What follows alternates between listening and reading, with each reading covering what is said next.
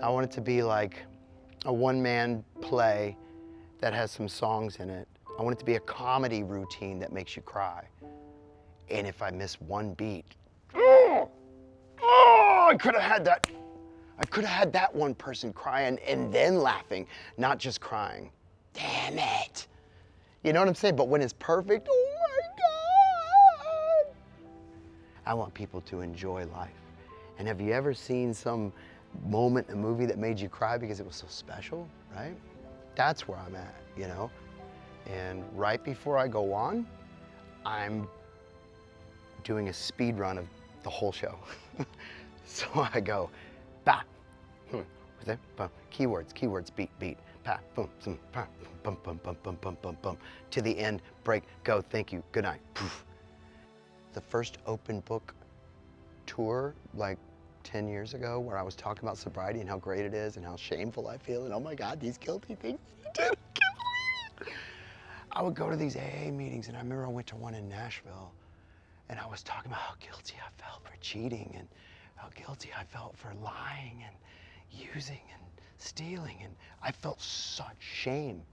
And this old man said, shut the fuck up. And I said, what?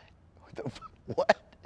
And he goes, shame and guilt is just another form of you being selfish, just thinking about the way you feel. He goes, shut up and do something about it. And at that moment, I mean, look at this. Ooh, damn, I mean, look at that, oh my God. That's what I'm talking about. There's no time for shame and guilt. You're either gonna fucking do something or you're not. You're wasting my fucking time. And that's what's so beautiful about this show is I don't feel guilty or shameful for anything because I'm being blunt and honest. And if anybody's mad at me, it's the truth.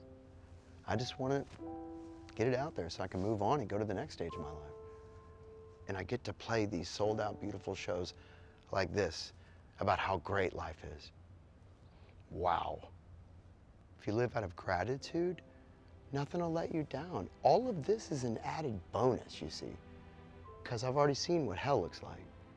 So now I'm not focusing more on just the fact that, oh, look, I'm sober. I'm like, now that I'm sober, let's move past that and let's move on to the point of what are you gonna do with all those tools that you just found?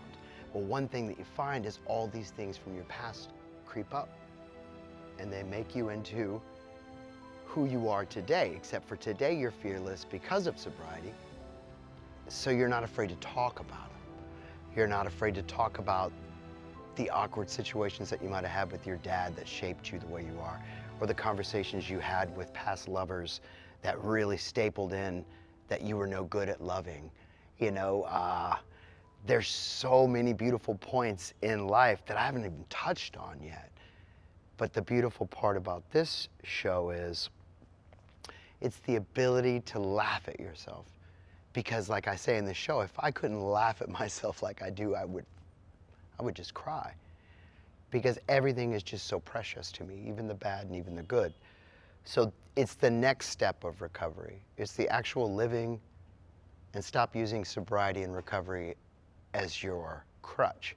It's standing on your own 2 feet, calling yourself a father, calling yourself a man, and learning from all the things that you did, past mistakes, but just going ahead and opening up and admitting them and maybe realizing that some of them were some beautiful milestones.